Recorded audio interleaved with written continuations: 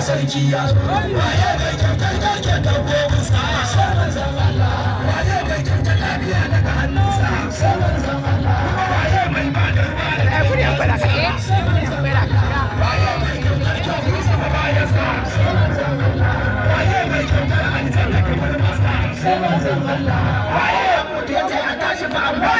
waye mai kyautar mai kyautar sa ya manzon Allah ya manzon Allah ya manzon Allah